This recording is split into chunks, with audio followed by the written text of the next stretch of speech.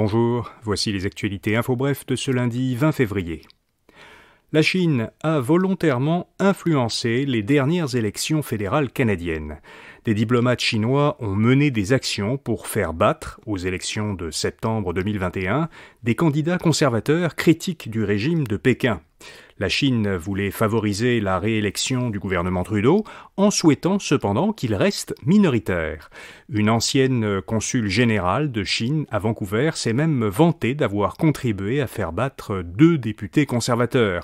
C'est ce que révèle un rapport du Service canadien du renseignement de sécurité consulté par le quotidien Globe and Mail. Le consulat général de Chine à Vancouver a réagi en niant ces informations. Fitzgibbon accuse un organisme de faire de la désinformation sur les tarifs d'Hydro-Québec.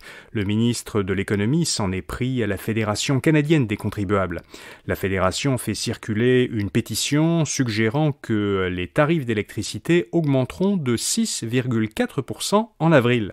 Pierre Fitzgibbon l'a accusé sur Twitter de mener une campagne de désinformation, parce que le projet de loi 2 doit en réalité plafonner à 3% la hausse des tarifs d'électricité pour les consommateurs.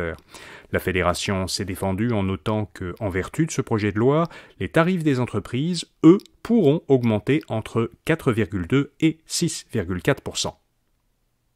La saison des impôts commence officiellement aujourd'hui. C'est en effet à partir de ce matin qu'on peut transmettre sa déclaration de revenus en ligne par le service Imponet Québec. Le 30 avril tombant cette année un dimanche, vous avez jusqu'au lundi 1er mai pour envoyer vos déclarations provinciales et fédérales. Le site de Revenu Québec et l'Agence du revenu du Canada rappellent les principales nouveautés qui entrent en vigueur cette année. Vous pouvez trouver les liens à infobref.com.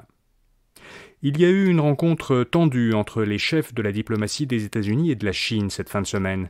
Le ministre américain des Affaires étrangères, Antony Blinken, a rencontré à Munich, en Allemagne, son homologue chinois Wang Yi lors d'une conférence sur la sécurité internationale. Selon le porte-parole du département d'État américain, Blinken aurait dit qu'un incident comme celui du ballon chinois abattu par les États-Unis au début du mois ne devait jamais se reproduire. Il a aussi prévenu son homologue chinois contre tout soutien important qu'apporterait la Chine à la Russie dans la guerre qu'elle mène actuellement en Ukraine. À l'Ouest, rien de nouveau, et le grand gagnant des prix du cinéma BAFTA. Les BAFTA sont l'équivalent des Oscars au Royaume-Uni et considéré comme parmi les prix cinématographiques les plus prestigieux au monde.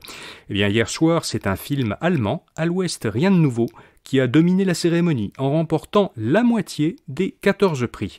Adapté d'un roman pacifiste inspiré par les horreurs de la Première Guerre mondiale, il a été produit par Netflix. D'autres prix importants remis hier soir, Austin Butler, meilleur acteur pour le film Elvis, Cate Blanchett, meilleure actrice pour le film Tar, et Navalny, un film de CNN, sacré meilleur documentaire. Voilà, vous savez l'essentiel. Pour les principales nouvelles économiques et financières, écoutez notre autre balado quotidien InfoBref Affaires. Rendez-vous demain matin pour d'autres actualités InfoBref. Bonne journée.